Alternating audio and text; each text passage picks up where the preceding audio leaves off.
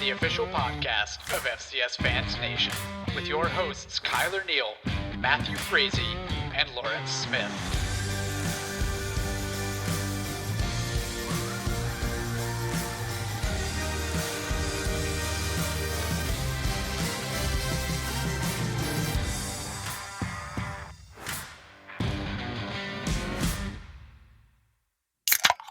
FCS Fans Nation, Frisco.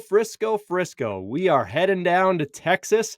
We are heading down to the big state down south to crown a new FCS champion. And we feel like champions tonight because, ladies and gentlemen, we are joined by the hardest working man on the planet, the hardest working man in FCS football, especially this spring season, Mr. Sam Herder. I wish, Jamie. I wish. Sam Herder with Hero Sports and BetMGM is joining us tonight on the podcast, taking some time for the common man. Sam Herder, welcome to the pod. We've had you on before. How are you doing, sir, as we prep for Frisco? I'm doing great. Pumped up to get down to Frisco this next weekend, and certainly glad to be talking some FCS football with you guys. Really an honor to be on the podcast. You guys have done a great thing, not only with the Facebook page, but with the podcast as well, from your first episode to now doing some video stuff and some video editing. You guys get more and more questions, every single week, it seems like. And so the engagement you guys get is really awesome.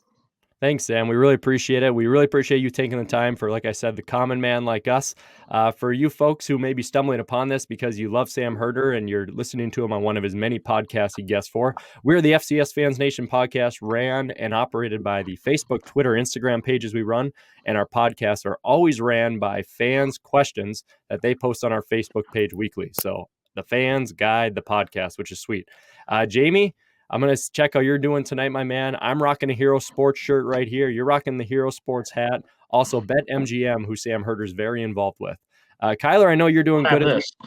Yeah, I know you're doing good, Kyler. Jamie, how are you doing tonight before we kick the pod with your Dukes being the newest victim in the FCS playoffs, my man? Yeah, I'm doing a lot better than I was last night. Like I said, I'm glad this podcast was not last night because I was just quite frustrated. I'm sure you could tell through the message I was sending in our group chat. I was not happy with about 4 minutes of play. Unfortunately, came down to two. To me, I boiled it down to two plays that unfortunately we failed to execute on. Sam Houston did. I'm not making excuses. I've heard a lot of excuses. I don't have time for those.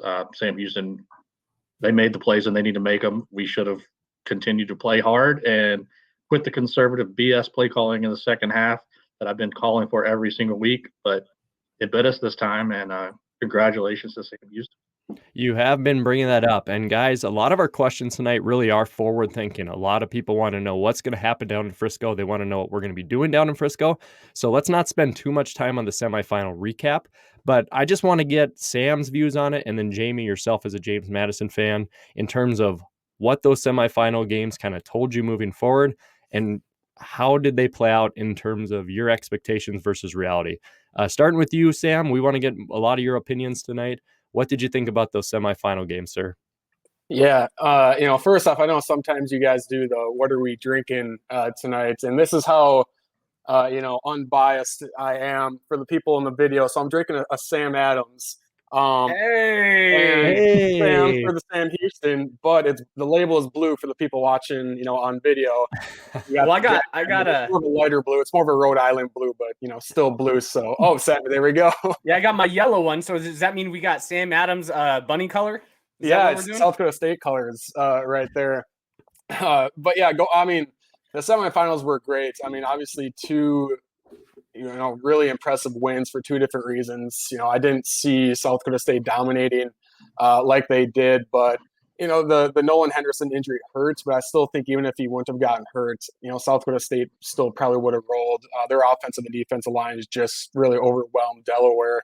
And on the flip side, I mean, what can you say about that comeback win for Sam Houston? I floated the question to you, Matt, about when I think it was 24-3 at halftime, where it was, if Sam Houston doesn't close this gap at all, I mean, are we going to go back to the narrative of Sam Houston is always that team that gets blown out?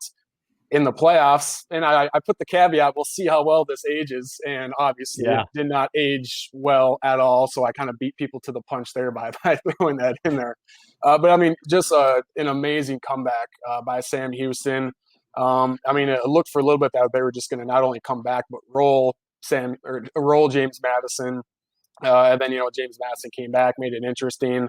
But obviously, Sam Houston, like they have these entire playoffs, they made that one play to really seal the game, or made those couple of plays late to really seal the game. And so, just two really impressive performances in the semis. Yeah, Sam, don't feel too bad. You put "if" in your comments. I tweeted out at halftime, there's no way on God's green earth James Madison will give up a 24-3 lead. And that has been aging like fine wine with the Bearcat fans. Well deserved. Terrible take on my end. Jamie, let's just get a quick reaction from you, man, on both the games, on how you felt, not only with your Dukes going down a bit, but South Dakota State and Delaware.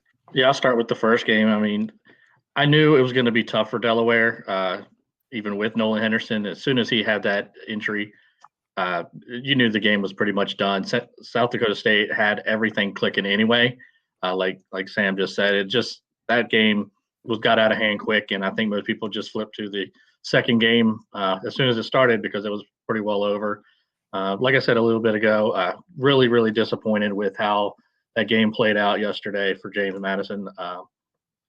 To me, I boil it down to the punt return by Ezard. Gosh, what an explosive player!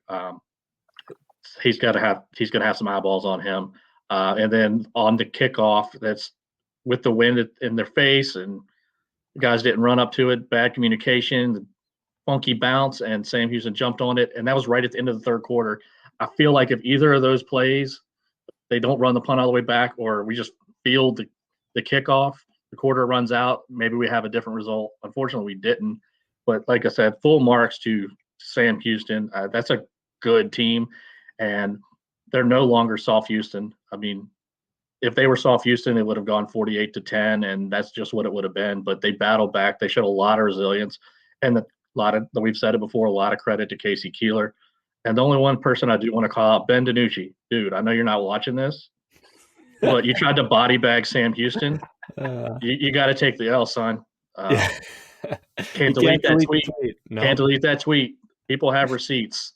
It would have been funny. It was funny. But I also said when I posted, the game wasn't over, and it wasn't. Pretty disappointed. We made it to the semifinals with a lot of depth. We showed a lot of depth. I know we got quite a few seniors. Most of them are coming back, but we played a lot of young guys too. So future's still bright in Harrisonburg. Unfortunately, again, we lost earlier than we probably should have, which has kind of been a little bit of a narrative in our history if you really look at it, even way back to 2008 and on. Yeah, tough one for you to take, Jamie. We're still excited to have you down in Frisco. And now we can all cheer as unbiased and fun as possible because none of our squads will be down there. It'll just be stress-free and fun. Guys, let's look forward to that matchup. And Kyler, I'll finally bring you into the fold with your beautiful Sam Adams beer. Mr. Dustin Helton wants to know, to start things off with this national championship, we've seen just how explosive the Sam Houston offense and special teams can be. Did the Jackrabbits have a counter for it? So, Kyler, what do you think? Does SDSU finally have the defense that maybe they've been missing a little bit in the past to stop this explosive Bearcats offense? Yeah, first, before I even reply, can we just say thank God for Sam Houston with the semifinals, because the semifinals in the FCS has been so boring since, Youngstown State versus Eastern Washington. Normally, when you see the Final Four teams, you're like, yes, we're getting competitive football. We have not seen competitive football in the semifinals in the longest time. So thank God for Sam Houston. And JMU, I'll give JMU credit too. Hell of a game. But yeah, Dustin's question, South Dakota State's defense is good. They're big, they're physical, they're fast. But the question was, what does South Dakota State has something to basically compete with Sam Houston, I guess? Is that kind of... Can they counter that explosive Sam Houston offense enough defensively, basically? I mean, I think they can. I don't think it's going to be a high-scoring game like the JMU one. But one thing that does make me nervous on the South Dakota State side is it seems like they are more aligned with in between a JMU and a North Dakota State in terms of how their offensive styles are going. Their strengths are Sam Houston's defense strengths in terms of their running game versus Sam Houston's defensive line running attack. And then their passing attack, it's improved. It's way better than North Dakota State. But statistically speaking, it's not as good as James Madison. So that's going to be kind of the difference. I think defensively, South Dakota State can cause a lot of issues for Sam Houston State, and I don't think we're going to have that high-scoring flying offense, kind of like we saw in the semifinals. But I'm more nervous to see what does South Dakota State's offense look like rather than their defense for Sam Houston. That will be interesting. Sam, what do you think about this? Is South Dakota State's defense have a counter for Sam Houston? What do you think? Yeah, I think there is a concern with South Dakota State's secondary. We saw Southern Illinois; they went for over 300 yards passing in the quarterfinals, and Southern Illinois, has tremendous wide receivers, and I think you can put Sam Houston's passing attack, right up with their, if not even better than Southern Illinois. So I do think there is that concern there with the secondary. South Dakota State's corners did play a lot better in the second half against Southern Illinois. That carried over to the game against Delaware. At the same time, South Dakota State's defensive line really helped the secondary by basically not allowing Henderson more than 3 seconds to throw the ball. And we did see JMU get after Schmidt. It was a weird game, so there was some moments where the offensive line played well for Sam Houston, other times where James Madison was a bit more disruptive. But we did see JMU get to Schmidt a couple of times, and so I think that's going to be really important for South Dakota State is to get home to Schmidt, but not only get home, but once you get your arms on him, you can't let him escape. We saw Nolan Henderson do that countless times, kind of spin out even with a bad knee and escape pressure. South Dakota State, you can get away with allowing that because it was such a blowout win, but Schmidt is just as good with his legs as Henderson. And so I think the important thing that South Dakota State needs to do is get pressure on Schmidt, just because I don't think South Dakota State's secondary can cover for 4 or 5 seconds down the field.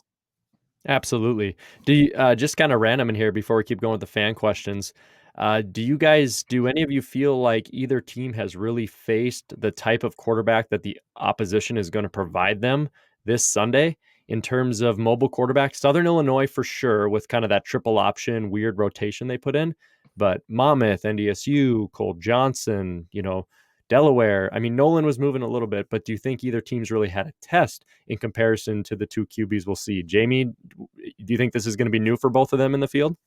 I think it's pretty, fairly different from what the styles that either team has really seen. Down up in the Valley, they do a lot of pound the football, run heavy games. Southland's the exact opposite. They sling it around. I think Sam Houston is really going to have a plan for Gronowski. Just sort of the way James Madison needed to have had a plan for Trey Lance in the 2019 championship game that they couldn't adjust to. And on the other side, I think Sam hit on that defensive line for South Dakota State is going to have to get home, because if you give Schmidt time, there's some athletic wide receivers out there.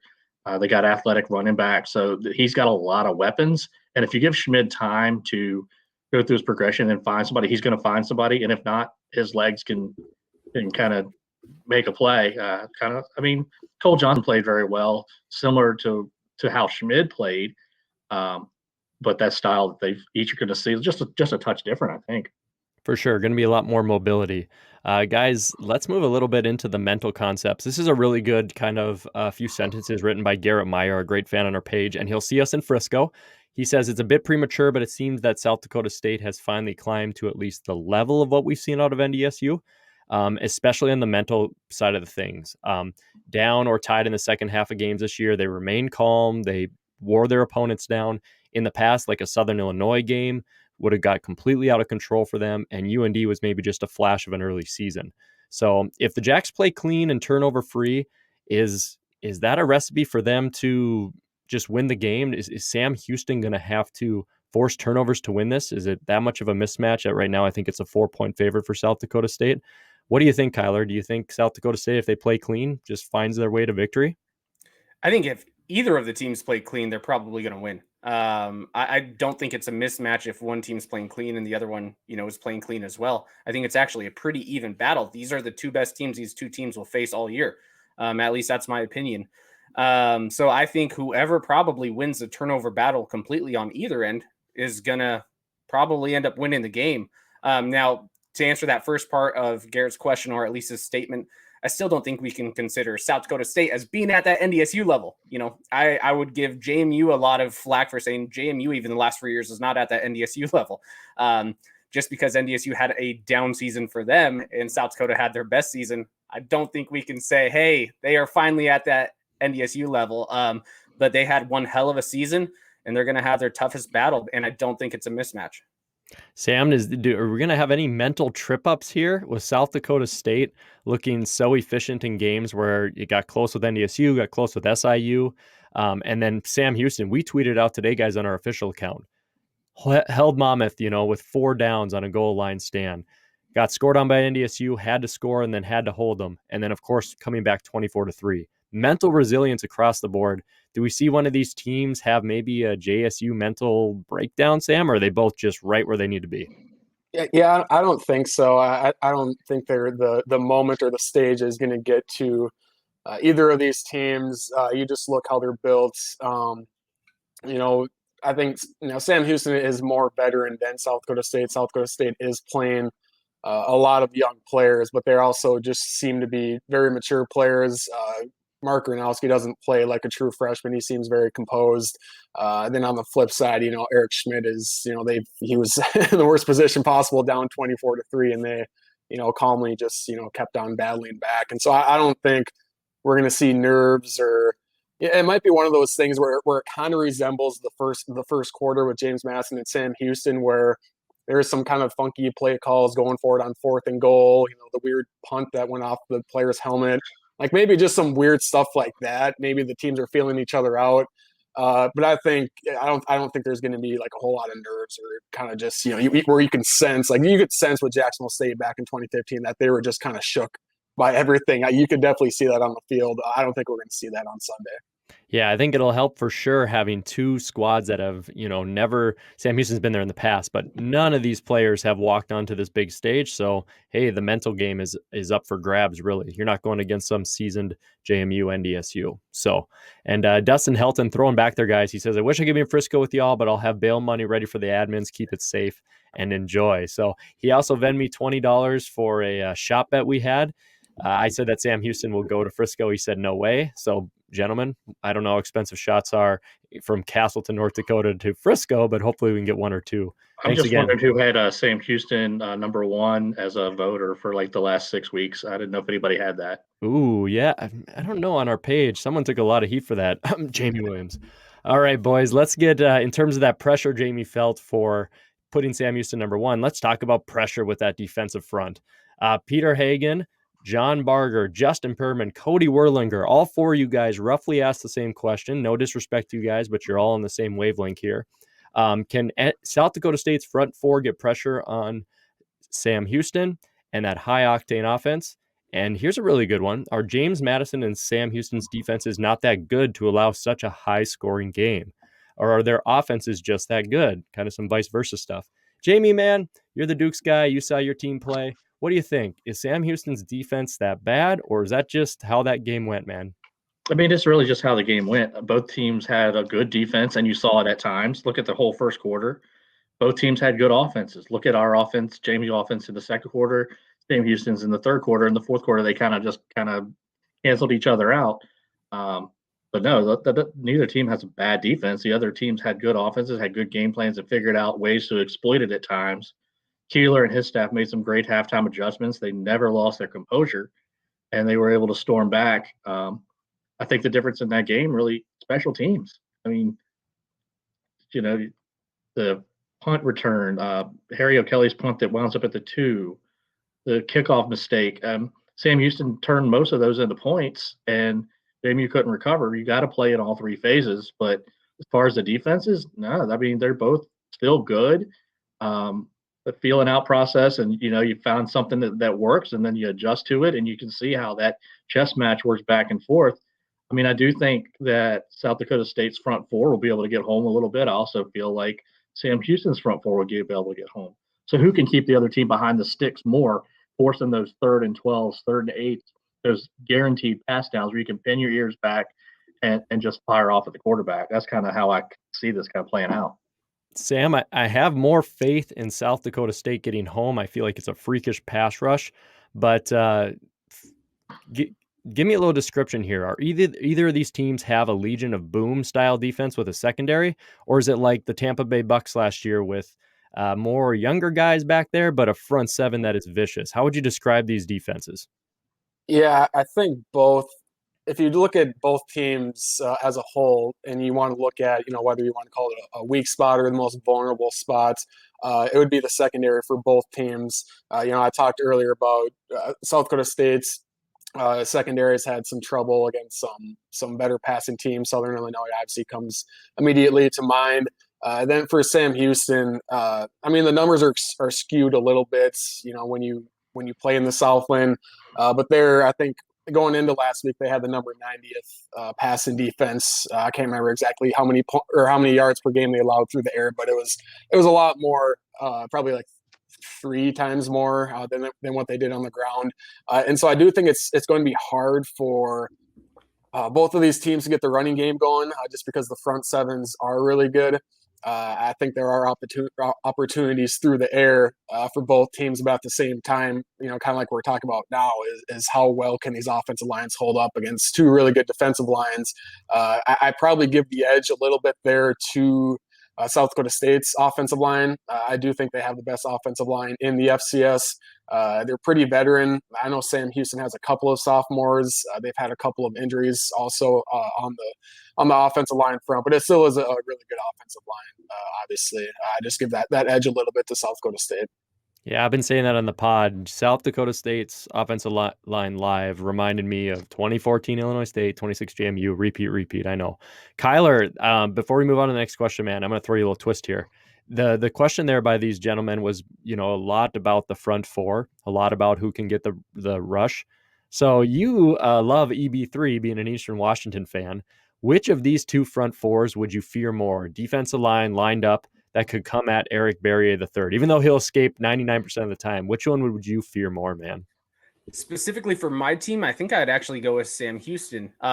They're a little bit smaller and a little quicker, it seems like, than South Dakota State. South Dakota State utilizes their size more, their prowess and their power.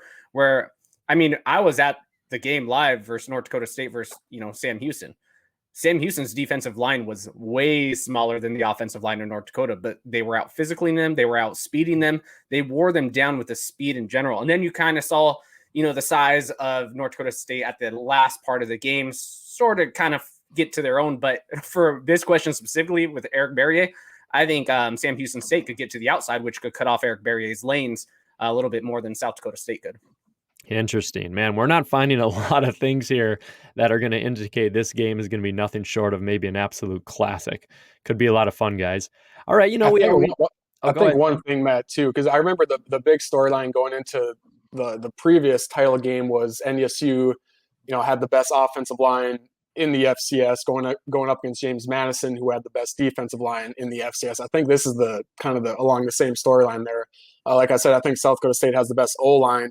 I think the best defensive line in the FCS is Sam Houston. And so, is there going to be any budging at all for either unit, and will that decide the game? And we saw in the 2019 title game, JMU really shut down the running attack. That is until Trey Lance tucked the ball and took off with his legs. And so I wonder if it's sorry to bring up bad memories. Jamie's like, it already hurts from the weekend. I'm already hurting.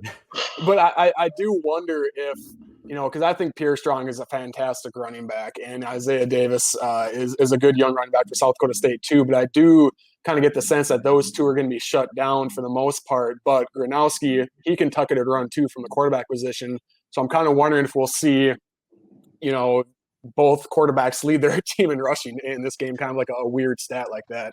To me, it's what I saw looking at Sam Houston's defensive line.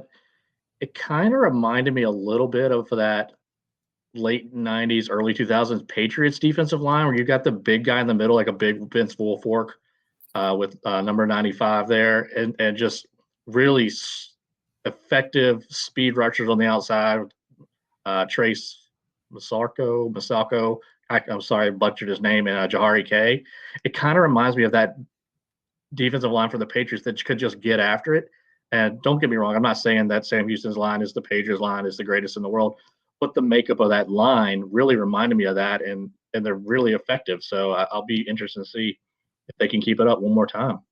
It's going to be a really, really fun matchup in really all phases of the games, guys. It's going to be a ton of fun. Almost as much fun as we're going to have literally in Frisco, and Frisco has enjoyed hosting the FCS championship here in the last 10, 11 years, whatever it's been, since 2011. That's when the FCS started, I'm pretty sure.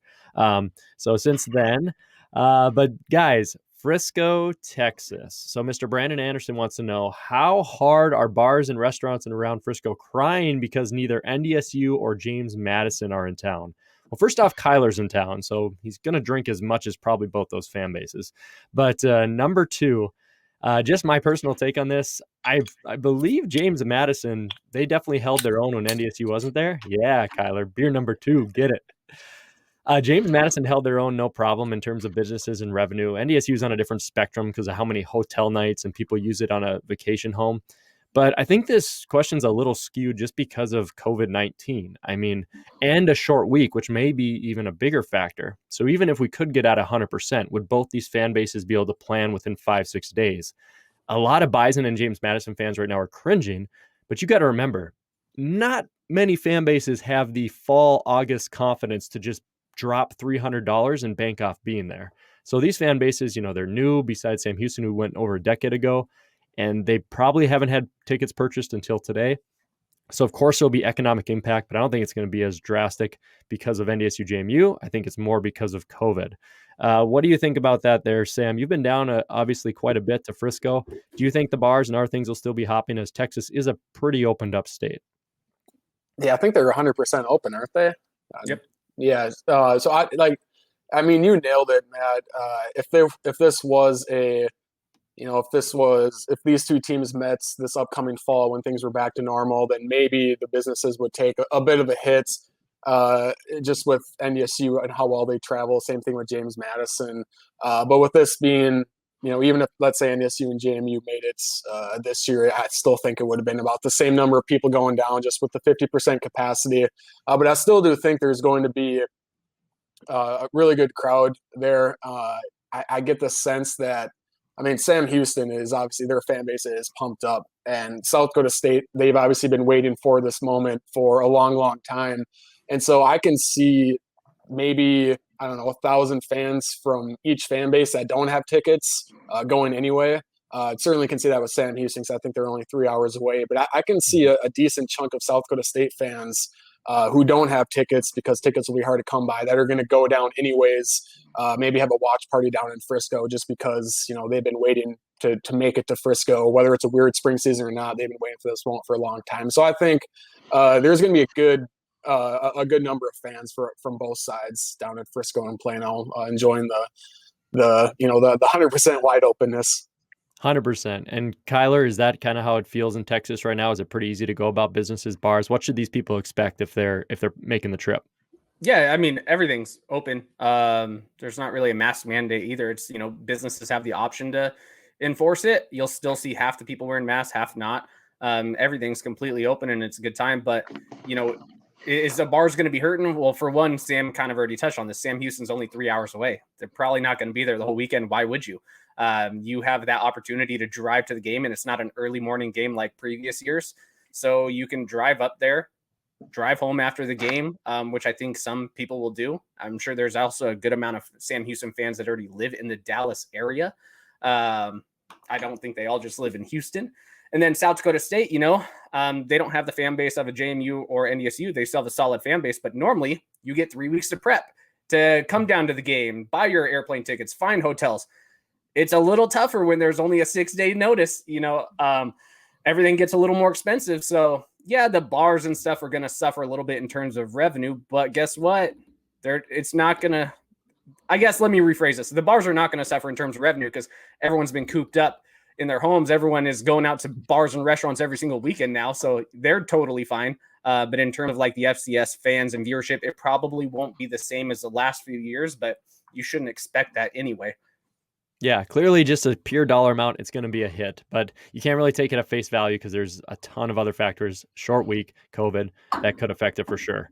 Moving back into the game, guys, we've been hitting the offense a little bit, hitting the defense. Special teams could be what makes or break this, especially if you're an NDSU team this in the quarterfinals. So let's talk about special teams and who has that advantage. Sam, I hate to keep always pinging on you, but you are the special guest. A lot of people love your opinions. We respect you a lot. What do you think about the special teams? And Kyler and Jamie, they're fine with me ignoring them. I'll pay them back in Frisco. I mean, I think you probably have to give South Dakota State the edge on that. Obviously, Sam Houston redeemed itself from the quarterfinals with some huge special teams plays in the semifinals. But I think Casey Keeler even said it, in the playoffs before I think it was either after the Monmouth game or before the Monmouth game, that he said, our special teams just aren't really good right now. So even the coach kind of admitted that that's where they struggle. I will say, though, I think Sam Houston has the better returners. Ezard being one, he's a fantastic playmaker. I know one of the Yankee twins is a punt returner for South Dakota State, and he's pretty solid. You just might not have that, really big time explosiveness. But I think as far as the returners, the edge to Sam Houston there. As far as just the coverage teams, probably give the edge to South Dakota State just because they've been solid. They haven't given up any big returns that I remember seeing. And then so kind of a split there. But overall, probably just have to give the nod to South Dakota State because they've been solid all season long. Not like fantastic or anything, but just, overall solid and nothing that really sticks out. Just for that consistency, yeah, for sure. That was a question for Joshua Hoffman, who's a Jackrabbits fan. Joshua, hopefully can make the trip down to watch your team and support him, my man. All right, guys, not to move past special teams so quickly, but I think we're all going to want to get in on this. Can we burn and ban the term soft Houston now? Keith Hooper, one of the best Sam Houston fans on the page, gave him a shout out last week. Shout out to you, Keith. Hope the whiskey was good as you celebrated your victory, my man. Time to ban the term soft Houston. Guys, we've been saying for years that this thing should be banned. And I am opening up my Sam Houston defense argument on my notes, which I copy and paste to our page 16 times a week, I think. But here, I'm just going to go to the rough stats, okay? Since 2011, Sam Houston now 3 national championship appearances, 6 semifinal appearances, 7 quarterfinal appearances. 2 times they've been seeded. 2 times when they haven't been seeded, they've made the semis. 4 times seeded, they've made the semis. 22-11 playoff record. Listen to this. 9-2 against the Big Sky, 3-0 against the Big South, 2-1 against the CAA, 1-0 against the Gateway Football Conference, disbanded, 2-4 against the Valley. 4 of those are NDSU, but that's a pretty big outlier. 1-2 against the Ohio Valley, 1-0 against the Patriot, 1-0 against the Southern, 2-2 against the Southland. So there you go. Virtually, if you think you've got some sort of edge over Sam Houston, yes, those blowout losses caused them to be soft Houston because they got blown out by big physical teams.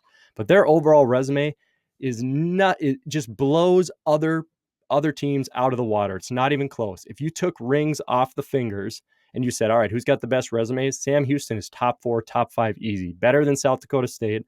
Taking rings off, probably, I don't know, Kyler, better than Eastern Washington or at least close. If you take rings off, if you take rings better off, than Eastern.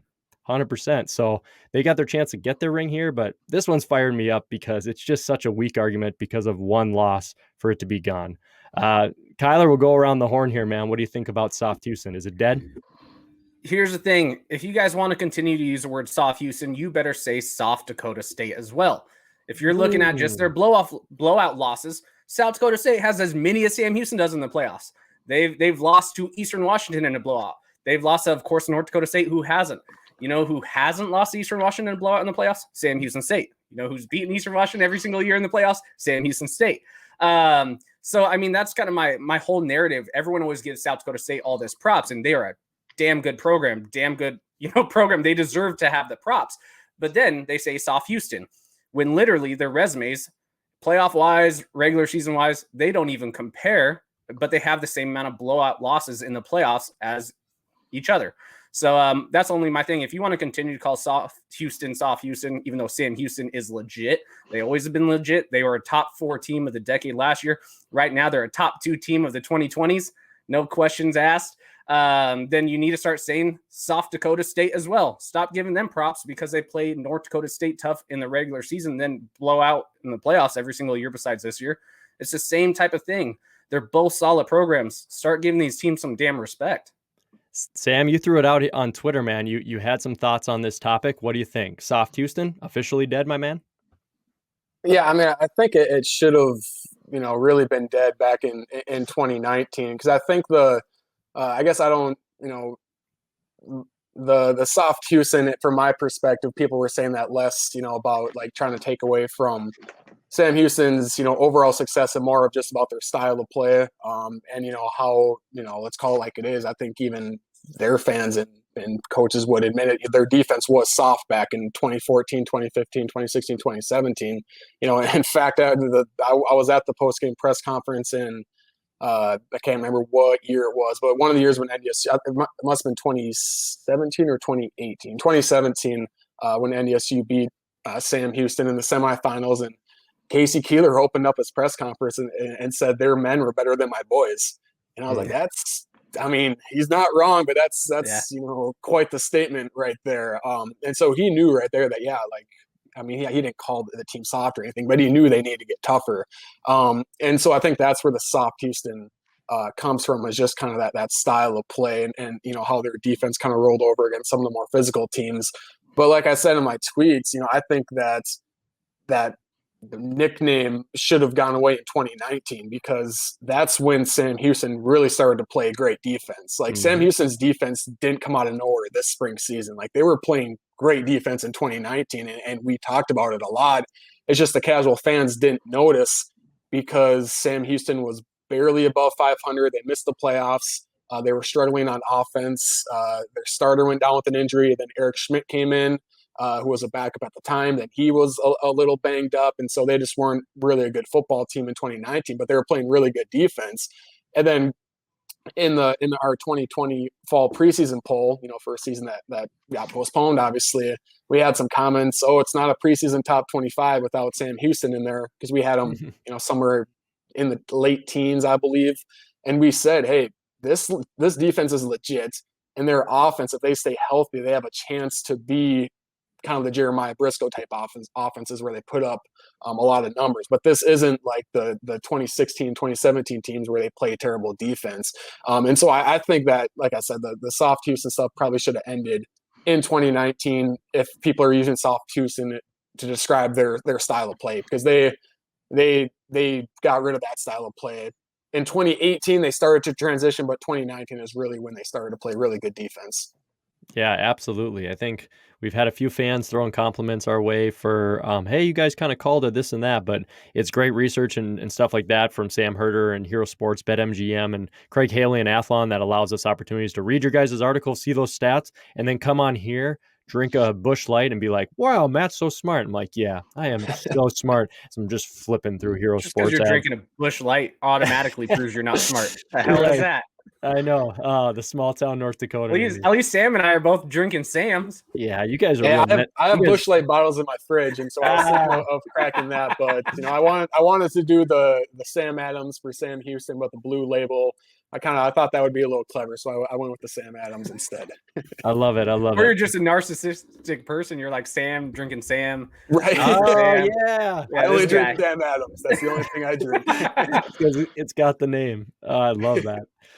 Guys, this will be fun. Will Emmanuel Siller, who will be down in Frisco, we'll have beers with him as well. Him and his dad.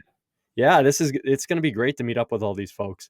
He says we'll do this as a little bit of a game here. He says, why will Sam Houston win? And conversely, why will South Dakota State win? So I'll take why Sam Houston will win. Kyler, you're going to take why Sam Houston will lose.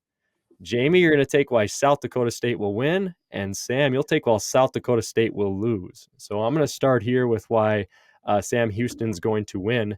And I'm going to say it's going to be because of, very simply, could be a Walter Payton quarterback combined with a quick scoring offense. Like South Dakota State, when they've given up to SIU and all that, they just don't stop scoring. So no matter how good South Dakota State gets a stop on a 3rd and 12, no matter how efficient South Dakota State seems to be in terms of holding Sam Houston back, QB makes a play, offense keeps rolling, quick, boom, boom, boom. And that's what Sam Houston's been able to do. Jamie said it really, really well. So my answer of why Sam Houston will win would be they can score when they need to, quote Jamie Williams. So Kyler, why will Sam Houston lose this game if you had one reason? Yes, Sam Houston's going to lose because they're soft Houston and they're playing a Valley team. JK. No. So, I mean, since I only have to take your take since you assigned me, not what I really think is going to happen. Sam Houston State's going to lose because right now you have Davis and you have Strong, two amazing running backs. Plus, you actually have the freshman Gronowski, who he's a phenomenal player. He's a dual threat. I don't think Sam Houston State has seen anything like that so far in the playoffs. You could say Cole Miller was something like that, but he hasn't had the arm talent so far as a Gronowski. So I would say you're going to see Gronowski start picking Sam Houston apart in the secondary.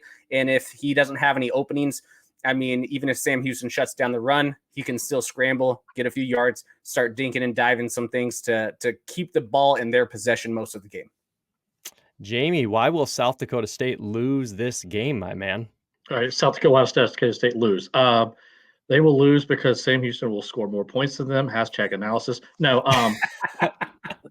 South Dakota State will lose simply because Eric Schmid will make the plays that need to be made, and he will get the ball out quickly to his talented wide receivers. And Noah Smith will be more of a factor than he was against James Madison, kind of like he was against North Dakota State.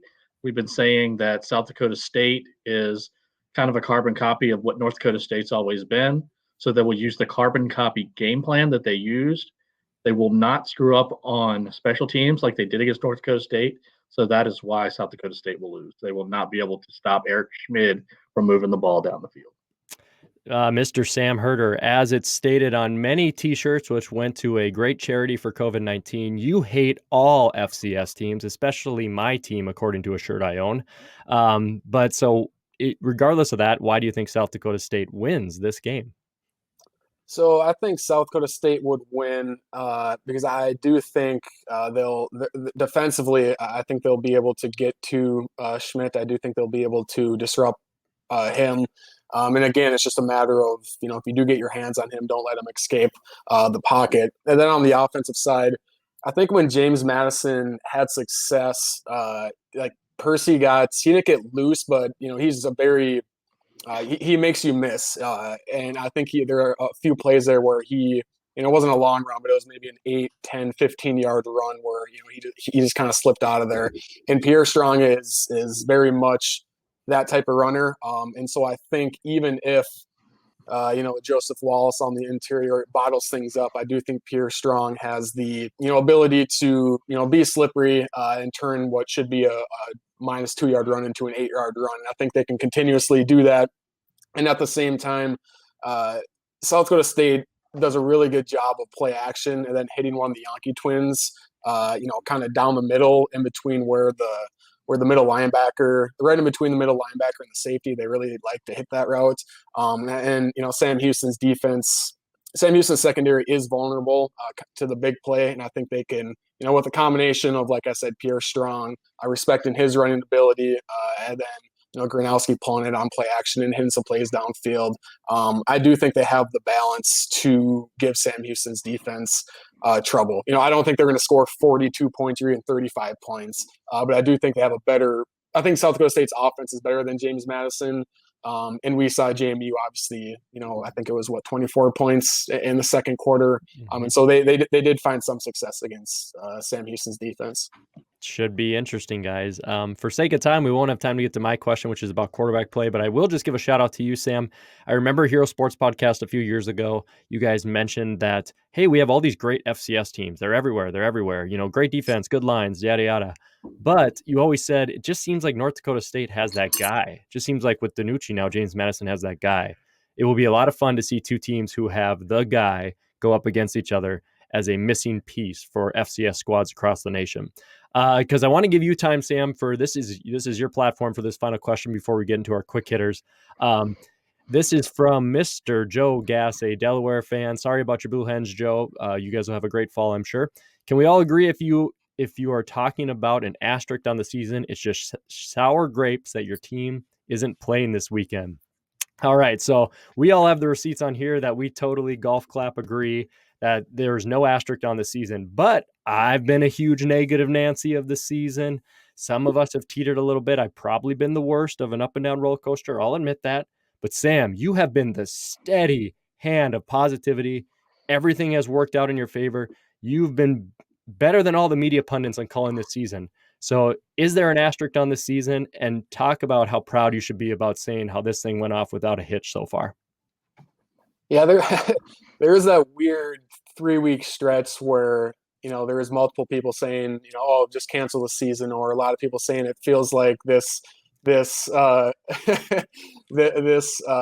feels like the season is circling the drain. But just asking, multiple different commissioners or people in the conference offices, they're just, they're just saying, I don't know. The only people that are talking about this are media and the fans. Like, there's no conversations going on within the conferences. And so I was never worried about this season not finishing. But as far as I think what we should be talking about is less of an asterisk and more about, is the champion going to be legit? Because in my opinion, there is going to be a small asterisk, like, right away. Like, there's not going to be, not in my mind, not in my opinion, but there's going to be some fans and some media the first 2 months after whoever is crowned the national champion saying, oh, it was an asterisk season, whatever. But that's going to go away pretty quickly. If we remember the NBA bubble, people were talking about, oh, that's an asterisk season. It's a weird bubble season. But now when we talk about LeBron James, how many rings does he have? 4? We just say, LeBron James has 4 rings. We don't say LeBron James has 3 rings and then he won 1 in the bubble. Like, that asterisk is gone already. And so the asterisk question, will there be one? Maybe right away in some people's minds, but that'll go away quickly. I think the more important thing is to talk about how legit is this national champion. And you'll have Montana State fans, maybe even a little bit of Central Arkansas fans, 3 really good programs talking about how it's not a legit champion. But you look at the powerhouses that were in this bracket: South Dakota State, Sam Houston, James Madison, Jacksonville State, Weber State, Delaware, North Dakota State, Eastern Washington. That's probably 8 of the top 10 blue blood programs in the FCS. They were all in the bracket. All the top teams that played this spring were in the bracket. And it's not like the bracket was a 4-team playoff to determine the national champion between the 4 seeds. I mean, you had to win 4 games to be a national champion. Sam Houston, let's say they win, they beat North Dakota State, they beat James Madison. In this hypothetical situation, they beat South Dakota State. How is that not a legit national champion? And people might talk about, some teams opted out. Well, the combined record of those teams that opted out midseason was like 6-32. Like, all those teams were irrelevant, besides maybe Chattanooga, who wasn't going to win a national championship anyway. Some people will talk about, not all these teams got their games, and James Madison had like 3 games canceled. Well, in hindsight, maybe it's a good thing those games got canceled to save 3 games worth of reps on those players' bodies. And so the season wasn't perfect. At the same time, it's almost worked out perfectly in the sense that all the top teams that played this spring are in the brackets. There was no cancellations in the brackets. Yes, some games got canceled, but in the end, maybe it wasn't a bad thing they got canceled. And so, I don't know. It's a weird thing to say. The season wasn't perfect. It was messy, but at the same time, when we look back on it, I think we're going to say, that was probably about as good as we can ask for a spring season. Let's just never do it again. Let's never do a spring season ever again. I think a little golf clap there for Sam Erda. Well put. And definitely, like, the one thing I've said before I move into quick hit questions is, I guarantee Wikipedia still exists in 50 years. And the kid who Googles how many championships, let's just say Sam Houston has, if they win, there'll be one there for 2021. They'll never know the difference in terms of how that season played out. Yeah, so we don't care what Bobby Hawk thinks anyway, so there's no asterisk. Yeah, no asterisk. State. If Montana has been needed to avoid asterisks, we've had asterisks since 2002. So, all right, boys, let's move into some quick hit questions. All right, Keo Wilson, guys, we met up with him in 2019. Great James Madison fan. He says, favorite bars and restaurants to eat at in Frisco. Wish I could come to Frisco next weekend, but I'll see you in January, he says. I don't have a specific one, guys. I just know I always get a big, juicy steak when I land in Frisco. First thing I'm going to do, go get a steak. Kyler, you're the man down there. What's the spot? Floor is yours. Yeah, so I'm going to pick something that's not in Frisco, but you know what? Close enough. It's in the Dallas area, and it's, a little bit north of downtown, but not too much. My favorite place is Rodeo Goat. They have the best drinks, the best burgers, and every single month they have 2 burgers of the month that are just specialty, and they compete. Whichever one wins that people buy and vote for, that goes on their menu the next month. But Rodeo Goat, best drinks ever. They have this like Manmosa, where it's a whole bunch of vodka and orange juice and stuff, and it's a limit too. They allow me to have 5 because I hold it like a king. So that's my favorite, and their burgers are just phenomenal. So yeah, Rodeo Goat. If you ever are up in the Dallas area, that's the go-to. Cool. We'll have to hit it up. Jamie and I are going to be playing a little bit of tourist as Kyler takes us around for the weekend. All right, guys. Adam Willie, awesome fan, NDSU fan. I believe living in Illinois, Adam, correct me if I'm wrong. He says, should I hop in the car and drive down Saturday night after work and get there by game time Sunday? Jamie, should Adam make the cross-country trek, I should say downward trek, to Texas? What do you think, man? Find your way to I-35. Get your butt down here. I know you won't, punk, but do it anyway.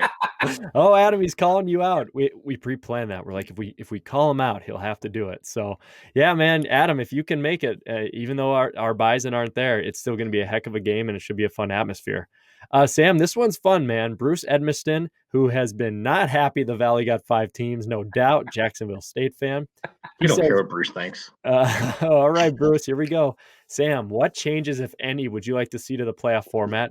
16, 24, 32 teams. But I think this is the one he really wants to throw in there. Limit to the number of bids for any given conference, etc. Sam, would you have 1 or 2 random changes you would make to the FCS playoff field? Yeah, I think 24 is fine. 32 is getting to be too many. Lowering it down to 16 doesn't make sense to me. The only way that would make sense is if you took away the auto bid from, the NEC, the Pioneer, the Patriot League, or else then you're going to be looking at, because once the WAC and the ASUN get auto bids in a couple of years, then it would be 12 auto bids and only 4 at-large bids if we went down to 16. So lowering the number of teams doesn't make sense. Raising them, I think it waters it down even more. So, my changes, the first 2 are, what everyone always talks about. And that's seeding 1 through 24, then also not, with that, not regionalizing things, that's never going to happen just because the FCS, the market isn't there to get a better TV package. And so the NCAA is going to try to, make or save as much money as possible. The one thing I would change that might be a little bit more possible would be not having the first round during Thanksgiving weekend. That might result in the semis during Christmas weekend, and so sometimes that calendar might not work out. But the 3 weeks in between games, isn't ideal. So I feel like there is a chance to not have the first round on Thanksgiving weekend, because those first round crowds are not good. And some of that has to do with the weather. Some of that has to do with, maybe the teams playing aren't, the NESUs and James Madisons, of the world. But I also think, obviously, playing on Thanksgiving, 2 days after Thanksgiving, isn't great for that either. So that's one, I guess, realistic change that I would like to see. The one thing I would say to that, Sam, James Madison actually did play in the first round in 2018. And we played Delaware, so conference rival. Now, granted, the weather was terrible. It rained all morning. It did clear up at game time, but I believe the attendance was in the 8,000 range when we averaged 20 plus. So I think it proves your point, even with an NDSU or JMU in this case playing. I think it just highlights the point, and I totally agree with you. I think you could maybe shift that semi, do it right after New Year's. I know you don't want to compete with, bowl games, but then I don't like the 3 weeks in between either. But I think you're dead on. I like that. Yeah, both suggestions. You can see, great feedback. The one thing with that too is if you're closer to Christmas for a semifinal, sorry, Christmas, I'm going to that semifinal game. If it's round 1 and my team was 7-4 entering the field and it's Thanksgiving weekend, now I'm going to go. But most fans, I think, round 1, semifinal, let's go. Let's make it happen. So, guys, final statements here. Dustin Helton says, congrats on winning the shot bet. I was wrong and I admit it. Thank you, Dustin. Ooh. We look forward to that shot. Can we have a shot belt instead? Oh, I like that. Belt. I like that mix up. A shot belt, man. Yeah. Too much Mountain Dew for me tonight. Holy moly. And then we're going to let Sam take this one by himself because we'll discuss this next week, guys. But Sam, get ready for this, my man. Jumping the gun, but are these the 2 favorites going into the fall, or do they lose too much before then? Brian Thompson already getting into the fall. And Jacob Martinez says, a lot of teams in hindsight had pretty good shots with how close the games were. SIU, SDSU, VMI, JMU, Monmouth, Sam Houston. Do you think this trend continues in the fall? So, Sam, looking forward to the fall, man. Should these be our favorites again? What kind of factors play into this being another fun season? Yeah, I think both these teams should be 1-2 going into the fall season, because I don't think either team will lose a whole lot. I guess the one benefit of the spring season is if you're playing this late, it's going to be harder to transfer.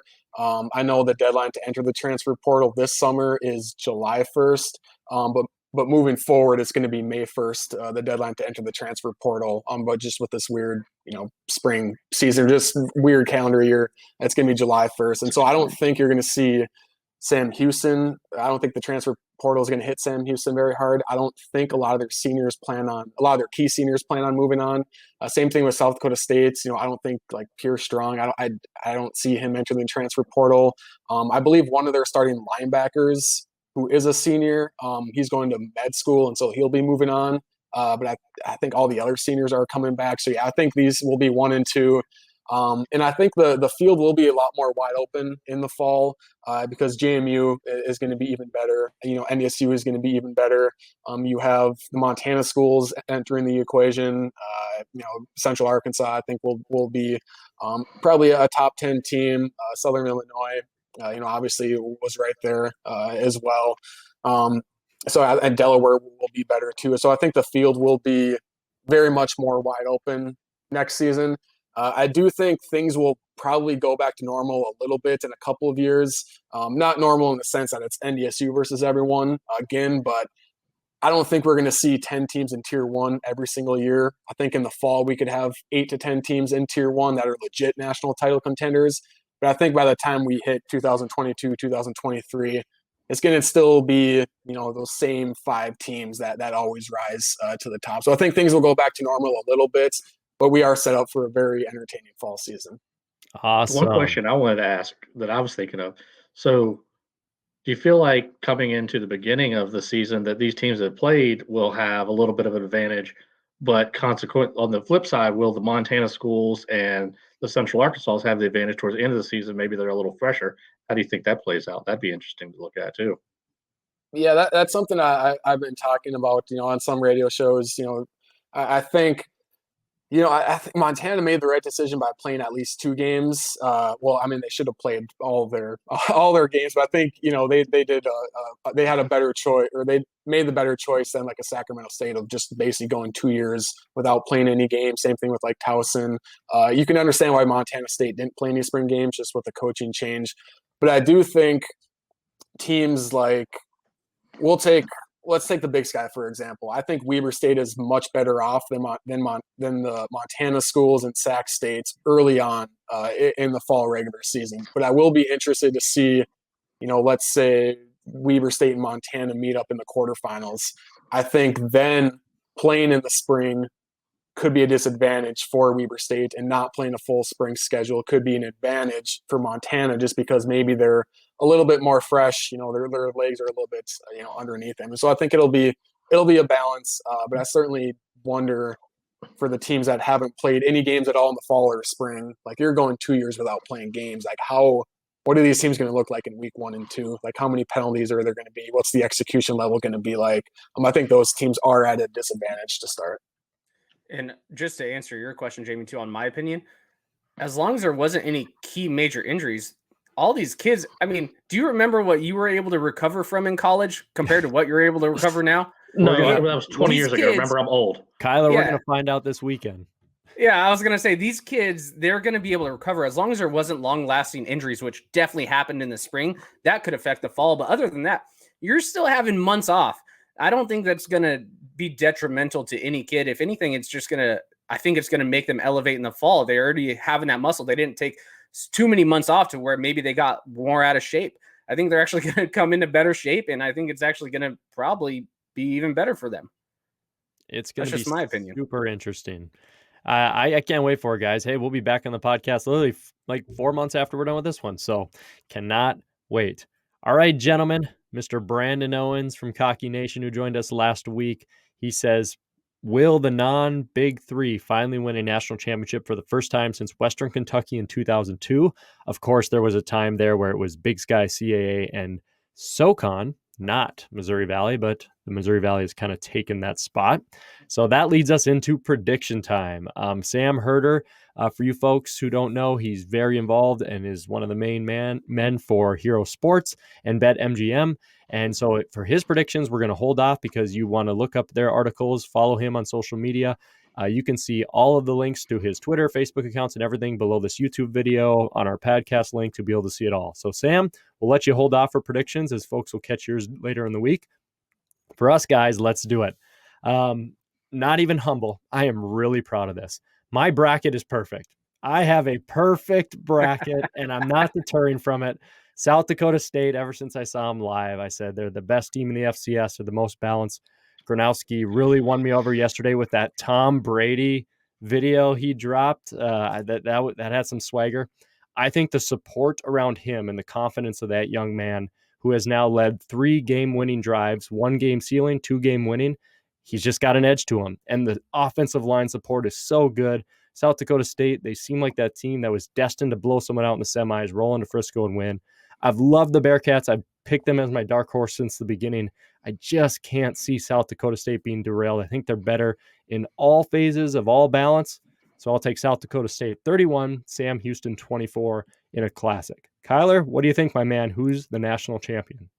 Yeah, they're definitely not better than Sam Houston State in all phases because only Sam Houston State was able to completely shut down NDSU's offense to make them look like the worst offense that's ever played football in the history of the game. You know, North Dakota State was two special team returns away from getting just made look like an amateur, like what they did to Eastern Washington in the second half. That's that game. Kyler, this isn't a Missouri Valley Bison podcast. Please, let's leave them out of it. We're doing it, but, I just had to correct you on saying, Sam Houston is worse than SDSU in all categories of the game because Sam Houston's defense may have proved that they are better than SDSU's defense. Offensively, I think they are better than SDSU's offense. Sam Herder already said this in the special teams. Sam Houston's probably a little bit better in the special teams, and it's in Texas. They don't have to travel far. I'm going non-Big 3. Sam Houston State is getting the win. It is not an upset because they have had actually probably the best resume throughout the whole year in how they have dominated teams. They've beaten all their Southland foe teams like 48-14. They've rarely had competitive teams until they have gotten to the playoffs. And they, like we have all said, they got screwed by the committee. You get a 2 seed and you get the worst side of the bracket, the toughest side of the bracket. The committee gave them no favors and they prevailed. They were able to make clutch plays. I'm going Sam Houston State beats South Dakota State 27-24. I think it's going to be a good game, though. Absolutely. And just so before I get any hate, this isn't a Valley thing. Viking fans don't cheer for Packers, Yankees don't cheer for Red Sox, and Celtics don't cheer for the Lakers. I will not be cheering for South Dakota State. The unbiased in me just says that I think they're going to win. I hope the Bearcats do pull it off. I got the Rabbits. Jamie, what do you think, my man? What is your prediction for Frisco? Goodness, ever since this matchup was solidified after I got done being pissed off, I've been trying to think and decide who do I really think is going to win this game. I really think these teams are so very evenly matched. I think we're going to be looking at an awesome game, and it could go either way. We almost had a chance at overtime last year if JMU was able to score and grab the 2. Gosh, I can see overtime this weekend. So in order to, like Matt with his perfect bracket, to justify what my public Stats FCS poll has said for the last 6 weeks, I'm going to take the team that I've had number 1 since then. I'm going to take Sam Houston. And maybe that's their kiss of death, and I'm sorry if it is, Bearcat fans, but we're going to go 34-31. I think there's going to get some points. There'll be some explosions. There's going to be some great defensive plays. Might get a special teams explosion, some surprises. Who's going to run a trick play? But, yeah, give me the Bearcats. Plus, hey, that's the team that beat my team, so why not root for them? There you go. All right, 1 Rabbit, 2 Bearcats. Sam, yours is held off. But, my man, this is your time, your floor. We really appreciate you coming on here, helping answer our fans' questions. Anything you want to mention about the game, your time coming up in Frisco, you can plug away to all the amazing platforms you're on. The floor is yours, sir. Thanks again for being on. Yeah, absolutely. I will say I do think it is good for the FCS that they will crown a champion not named North Dakota State or James Madison, I do think having that fresh blood is good. I will say this. I think if you don't know who to cheer for and you just want to cheer for what would be best for the FCS, I think having a non-Valley CAA Big Sky team win it all would be good. I think just to add a little bit more balance to the FCS and have a non-quote-unquote Power 3 team win it all, I think that would be good just for the health of the FCS. And so, if you want to cheer for, if you're figuring out what you want to cheer for, then maybe cheer for Sam Houston in that sense. But at the same time, I do feel like these are two likable teams. Like, you have to respect what Sam Houston has done. I don't really know anyone that hates South Dakota State besides Bison fans just because they're the rivalry. But I mean, Stiglmeyer is a very likable guy in my sense. So I think these are Keeler's two. not. What's that? Keeler's not. Yeah, well, he kind of has that used car salesman vibe to him at times, but I do like Keeler though. I respect him. I think I'm coming from a media perspective because he gives fantastic quotes. And I wrote to my column or in one of my articles too, like as far as just like straight up coaching jobs, as far as like taking a team and turning them into like something different or switching around a bad team to a good team. Of all the coaching jobs in the 2010s, what Casey Keeler has done in these last 3 seasons has really been a fantastic coaching job. So, that's all I got to wrap up the podcast for you guys. I appreciate you guys having me on. Thanks for making the time, Sam. It will be interesting to see, guys, who wins a national championship, another Missouri Valley team or the WAC, right? Yep, the WAC. Let's go WAC, baby. I was saving that one. I was like, come on, someone's got to. Southland, they'll get a champion for what, a few weeks, and then it's the WAC championship. How's that work? No. Shout out to Sam Houston and all they've done in the Southland. Good luck in your new conference. Good luck to both teams, guys. You have been listening to the FCS Fans Nation podcast, run by our Facebook, Twitter, Instagram page. Follow us on all those social media. You can follow our hosts with all the links below. Make sure you follow all the platforms that Sam Herder FCS is on. He's with BetMGM and Hero Sports. We look forward to seeing him down in Frisco. And the rest of you, make sure you're following our Twitter, especially because that's where we're going to be posting constantly of kind of where we're at, where we're going. We would love to meet as many of you as possible, have beers, and have a good time. So, Kyler, Jamie, Sam, I'll actually see you in person besides through the screen this weekend. I can't wait. It's time for Frisco, time for beers, time for Texas heat, time for some brisket and fiddles in the band. Thanks to everybody for listening. It's time to crown a new FCS champion. See you in Frisco, guys. Boom. Boom.